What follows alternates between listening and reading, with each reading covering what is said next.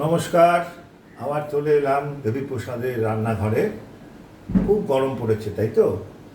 এই পরিস্থিতিতে এমন একটা আইটেম আজকে রান্না করব, সেটা খুবই সহজ সরলভাবেই আমরা করতে পারি। সেটা হচ্ছে চারাপোনা। চারাপোনার পাতলা সবজি ঝোল। এখন এটা করব, এমন কিচ্ছুই লাগবে না, সাধারণ একটু সামান্য কিছু আইটেম লাগবে। সেগুলো হচ্ছে এই যে চারাপোনা মাছ, চারাপোনা মানে হচ্ছে আপনারা সবাই জানেন, ছোট রুই মাছ, বাচ্চা রুই মাছ যেগুলো, এগুলো এই মাছ নিয়েছি। আর সঙ্গে সবজি নিয়েছি, আমি একাধিক সবজি দিয়ে করছি। কাঁচা কলা নিচ্ছি, পেঁপে নিয়েছি, ঝিঙে নিয়েছি, আর সজনে ডাঁটা, সঙ্গে টমেটোও দিচ্ছি, আর সঙ্গে আদা পেঁয়াজ বাটা রাখছি মশলা হিসেবে। আমি 4 রকম সবজি নিচ্ছি। আপনারা মনে করলে একরকম সবজি দিয়েও করতে পারেন, বা আপনাদের খুশি মতো। প্রথমে আমি এখন যেটা করব সেটা হচ্ছে মাছটা ভেজে দেব। একটা একটা করে তেলের মধ্যে মাছ ছাড়ছি, মাছ ভাজবো।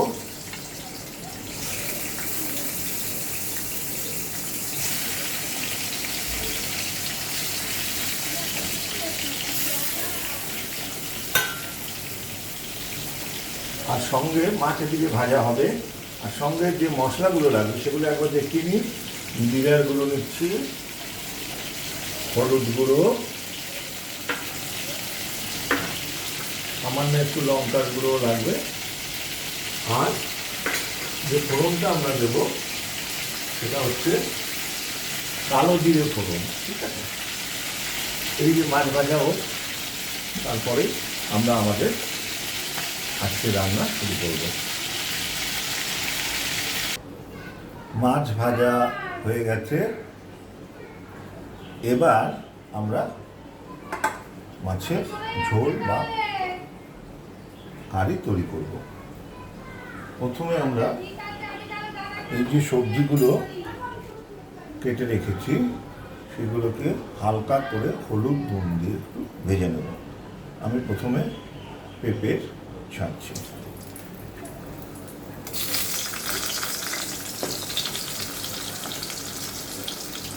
পেঁপের পরে আমি দিচ্ছি ঝিঙে, তারপরে দিচ্ছি সজনে ডাঁটা, আর দিচ্ছি কাঁচা কলা, সঙ্গে টমেটো কুচিয়ে দিয়ে দিচ্ছি।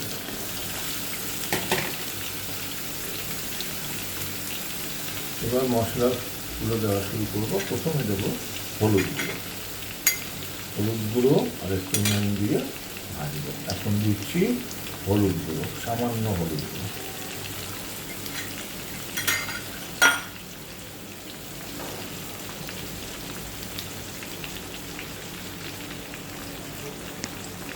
এবার নুন দিচ্ছি পরিমাপ মতো,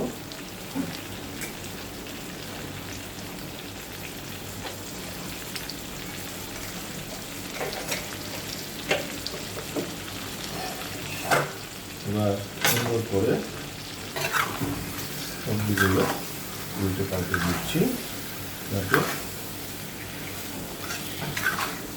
সুন্দর ভাজা হয়। একটু গ্যাসটা একটু বাড়িয়ে দিলাম।